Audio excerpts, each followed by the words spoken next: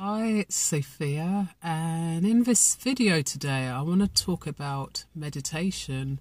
Meditation. And the reason why I'm bringing this up, because I've been working on this 30-day manifestation course with one of my mentor, at least the wonderful Lisa Vaz. And I've been experiencing some difficulty over the past couple of weeks, and I think it's something which all of us can relate to, and it's to do with how in life sometimes we might feel that we're pulled in different directions. So it was a little bit of a stressful couple of weeks for me, and I've been managing the stress as best as I can. But I thought that it'd be a good opportunity to share about, or pose the question about, what do we do, when everyday life becomes chaotic, and for example we have desires, goals and visions, hence why manifestation comes into place and why we want to manifest.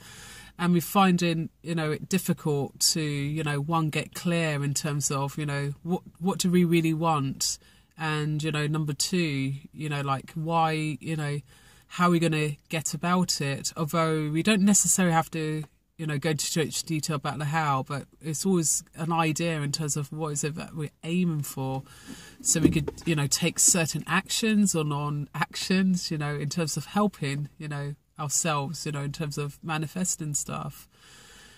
And I think it could be difficult sometimes to get focus and get to what my mentor, for example, describes as a middle ground, and this is a place when we're almost like neutral. And what I mean is, it's not necessarily we have no feelings or we're in the middle of happiness or sadness necessarily per se.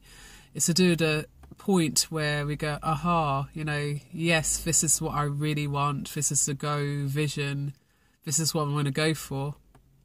And sometimes what happens is when we go through a stressful time, or before we have pressures, or have maybe issues going on in different relationships, it could just, I personally think it could be hard to get to that point. And with me personally, because I'm like a naturally creative person, I've always got different ideas running through my head, and in a way it could be a little bit difficult because of that's the way I flow. And what I mean is, it could be hard, to focus or know where I should be focusing my energy. So I've decided that I'm going to take up my mentor on her challenge. And this is to do, start doing meditation regularly.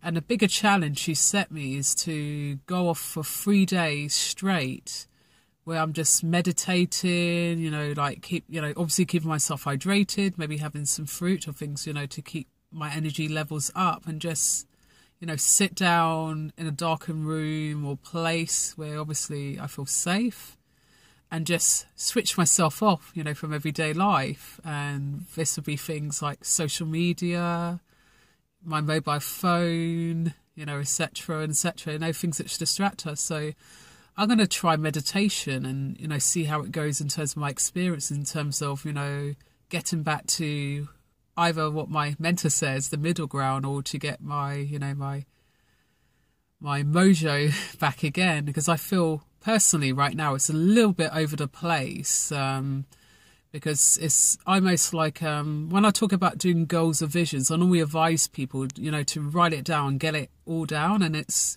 good, and it could kind of be good in terms of the journaling practice, talking about writing things down. I do write things down, and I find in my conversations with myself, journal which I have, that it does help me in terms of see what's happening and how my thoughts and feelings and why. So perhaps I should be doing more journaling, which I haven't been doing too much with recently. But I think the meditation is going to be like an interesting thing for me, an interesting experience, because one, I haven't done it before, and I know it's going to be a bit difficult, like just sitting there and not getting up, or switching off to something else, and I see what the benefits are.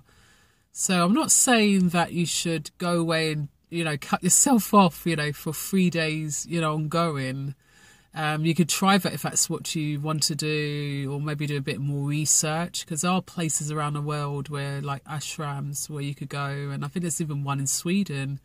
You never know, I might decide to go Sweden and do one, especially since I do want to visit Sweden, so maybe I might do that, or I might even go Switzerland, which is meant to be really beautiful. But what I like to do is leave you with the idea in terms of when, your life gets distracted, what do you do? What sort of tools do you do? Do you like journal? For example, like I do, I do now and then, like have a conversation with yourself.